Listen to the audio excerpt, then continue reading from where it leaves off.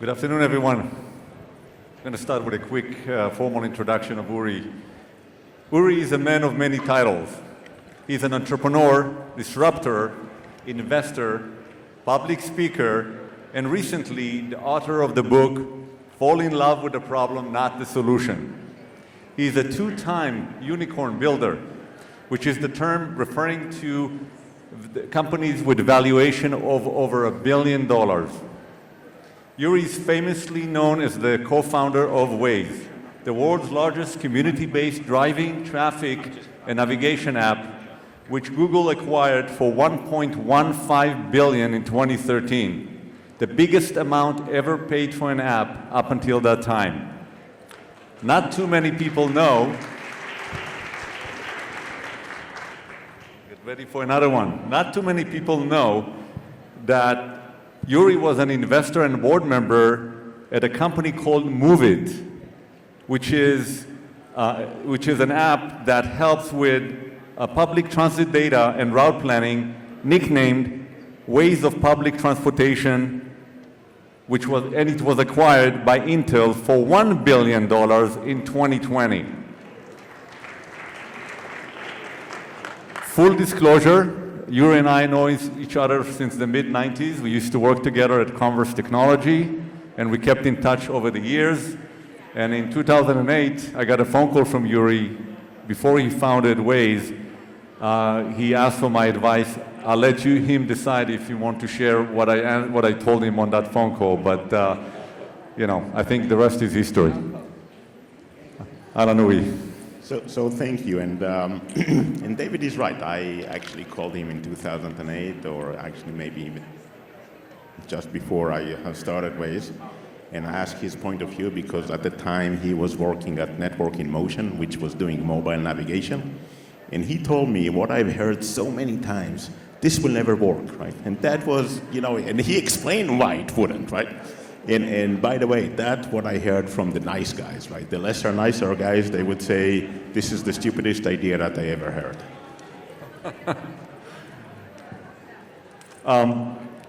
Congratulations on writing the book. Thank you. It's #1 bestseller on Amazon, even though it came out only 2 days ago. Amazing. Thank you. What led you to write the book, writing the book, and why is this romantic title, Fall in Love with the Problem and Not the Solution? So everyone knows Uri as an entrepreneur, right? And this is a very strong personality of me, but there is another personality that has ended up to be pretty strong. I am a teacher. And the book is actually fulfilling my destiny of sharing my know-how with business people, with entrepreneurs, with anyone that actually wants to increase their likelihood of becoming more successful. And so I wrote this book as part of my destiny to create value. And that's my destiny. Now, the name Fall in Love with the Problem, Not the Solution, is coming from the point of view that when you focus on the problem, you actually increase your likelihood of being successful. So for a second, I would say, if you're going to solve a problem, by definition, you're going to create value. And if you start with the problem, it's increasing your likelihood of creating value. The problem remains the North Star of your journey. And when you have a North Star, you will have less deviations from it. The other part is that the story that you're going to tell is way easier and much more compelling. Just imagine that we will be here in 2007, and I will tell you I'm going to build an AI-based crowdsourced navigation system, and everyone will say, yeah. No one cares. But if I will tell you I'm going to help you to avoid traffic jams, then you do care. Good answer. I like that. By the way, I read the book. It's a page turner. I don't spend too much time on books, and I don't have the attention to finish books, but I finished his in 3 days, so that's a record. Most people think that the typical profile of an entrepreneur is a young person, not married, without a family. They don't have a lot to lose. They're willing to take the risk involved in starting a company. 90% of companies, by the way, fail, so that's the odds, and work long hours. You already had 15 years of experience in established companies when you started Waze, and you had 5 kids. Why in the world did you decide to start Waze? So, for a second, I would say entrepreneurs will go into their journey when their passion for a change is dramatically higher from the sum of fear of failure and alternative cost, right? So if you have something to lose, then it's less likely that you will go into this journey. If you're afraid to fail, then it's less likely that you will go into this journey.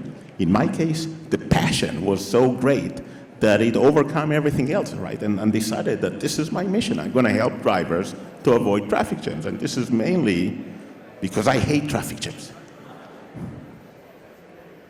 So a lot of people are getting frustrated with something. For you, it was traffic, and you started Waze for that reason, or public transportation was the reason. Waiting for the bus was the reason to start Move It.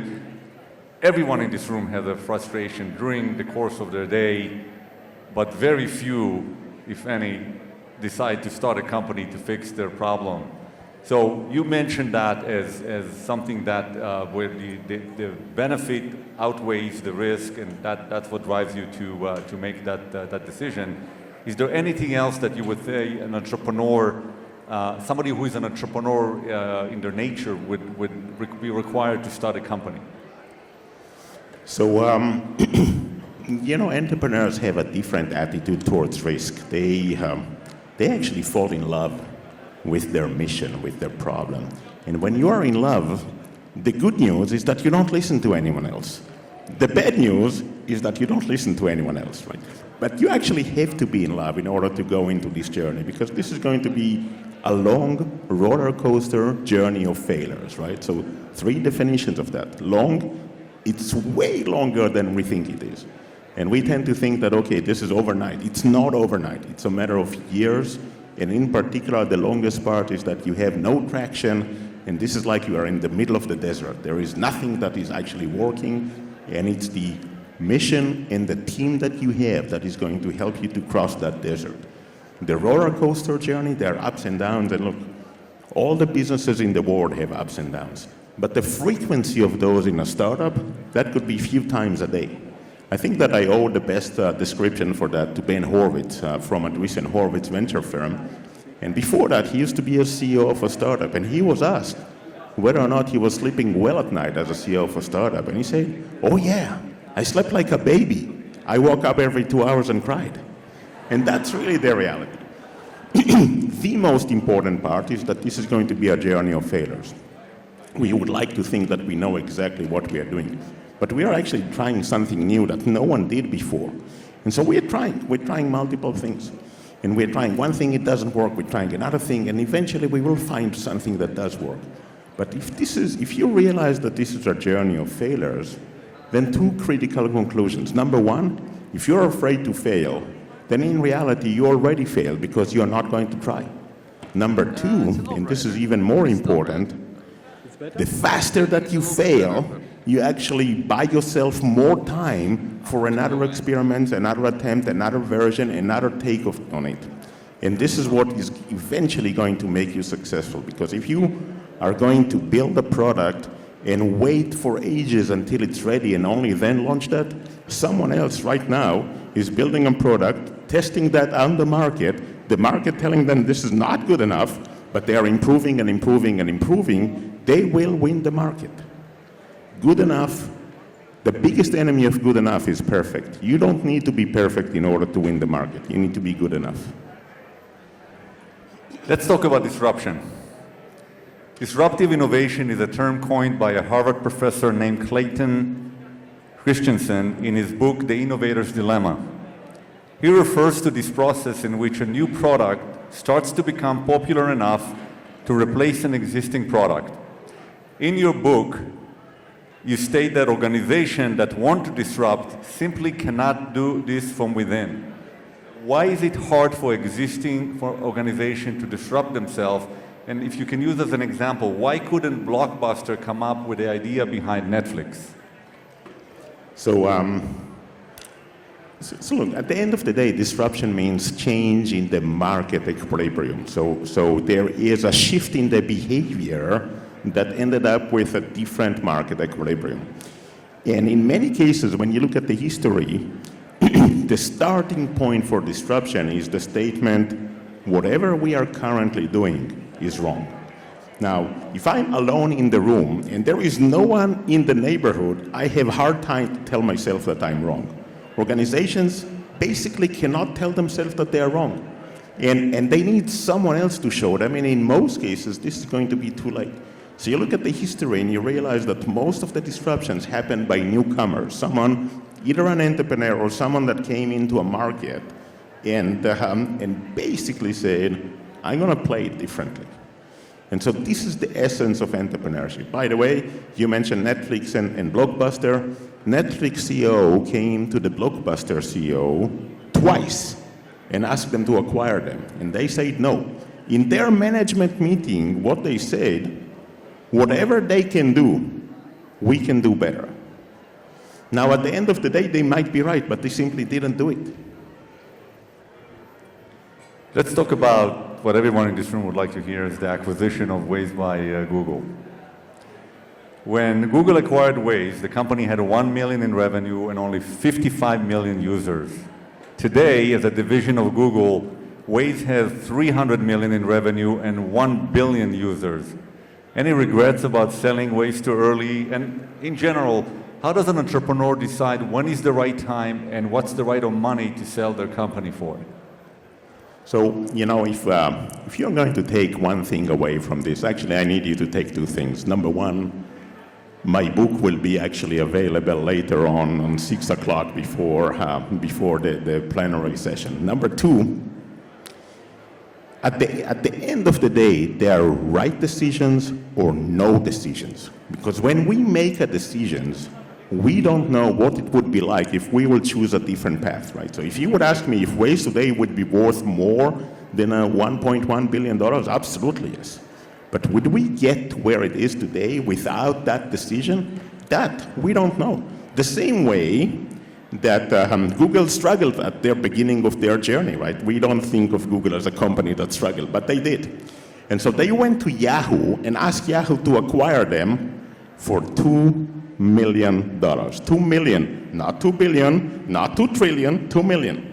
And Yahoo said no. And you look at it and you say, big mistake, right? We don't know that. We don't know what would have happened if they would have said yes.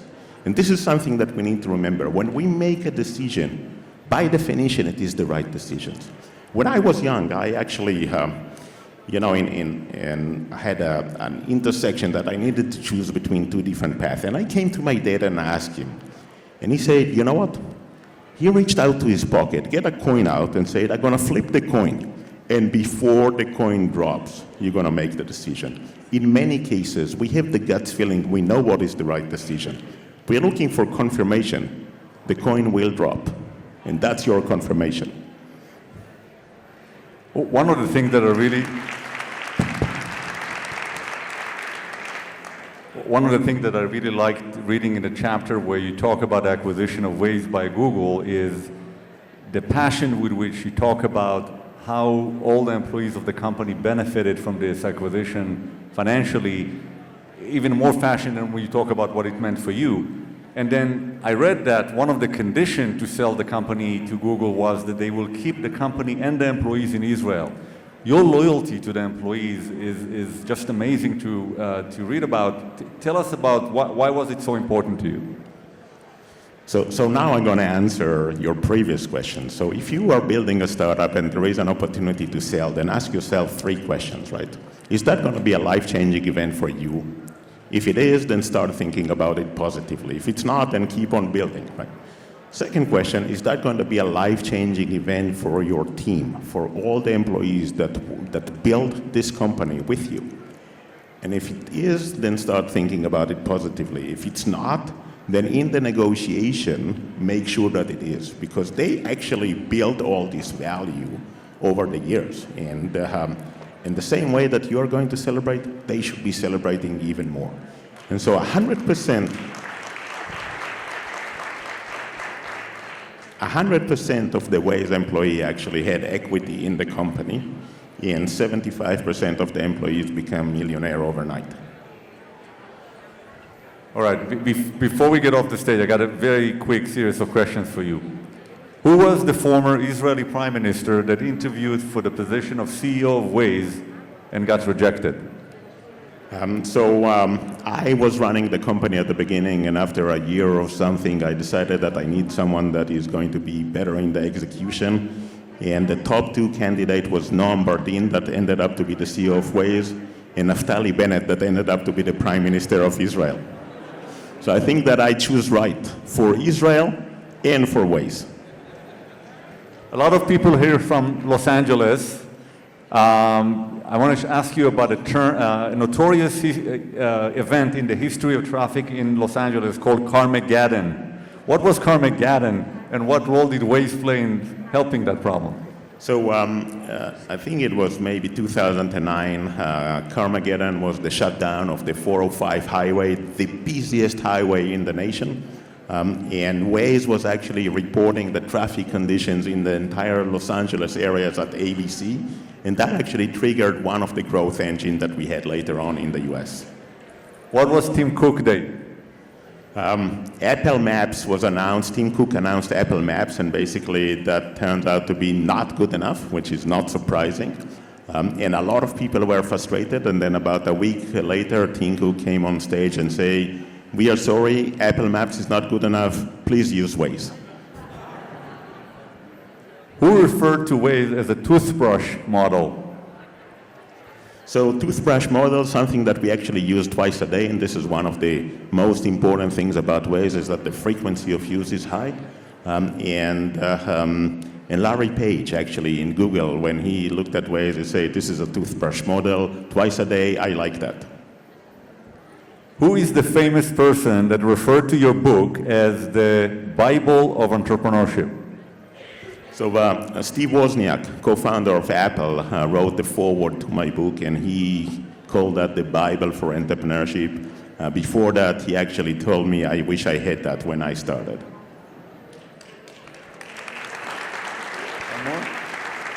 All right, last one before they roll us out of stage. Okay, so this is a good one. Who said, "I have not failed 700 times. I have succeeded in proving that 700 ways will not work, which led me to find the one way that does work"? Why is that? Who said that, and why is that relevant for startups? So this is Thomas Edison, occasionally referred to that as 1,000 times that he failed. I think that the real number is 770. But I think that this is demonstrating the determination, the grit, the perseverance that is required to go into this journey of failures. And the attitude is exactly that, right? Every time that you fail, you tell yourself, "Okay, good news, this one doesn't work. Let's try something else." Uri, thank you very much, and I can't wait to see what other part of our life you're going to improve. Thank you. Thank you. Thank you.